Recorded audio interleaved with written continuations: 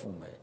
آپ نے اپنے بیٹے حسن کو یہ نصیحت کی، یہ نصیحت پلے باندھنے، اور کبھی بھی جاہل اور بیوقوف سے دوستی نہ رکھیں، اس سے رویہ اچھا رکھیں، سلوک اچھا کریں، اس کے لیے خیر کا ذریعہ بنیں آپ۔ یہ مطلب نہیں کہ بیوقوف کو آپ سلام بھی نہ کریں، لیکن دوستی اعتماد آپ اس پہ نہیں کر سکتے۔ وَإِيَّاكَ وَمُصَادِقَةَ الْبَخِيلِ، اور بخیل سے کبھی بھی دوستی نہ لگانا۔ فَإِنَّهُ يَبْعُدُ عَنْكَ أَحْوَجَ مَا تَكُونُ إِلَيْهِ، اس لیے کہ جب تجھے انتہائی ضرورت کا وقت آئے گا تو وہ تجھ سے دور ہٹ جائے گا، اور تو اس پہ توقع لگائے ہوئے ہوگا کہ میرا دوست ہے اور اوکھے ویلے میرے کام آئے گا، لیکن اوکھے ویلے وہ کام نہیں آئے گا۔ تو بخیل سے دوستی کا رب نہیں رکھنا۔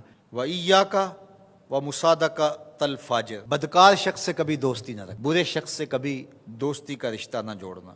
فَإِنَّهُ يَبِيعُكَ بِالطَّافَةِ، جو فاسق و فاجر ہے، برا شخص ہے، بدکار ہے، اس سے دوستی نہ رکھنا، اس لیے کہ وہ بہت تھوڑی قیمت میں تجھے بیچ دے گا۔ اور آخری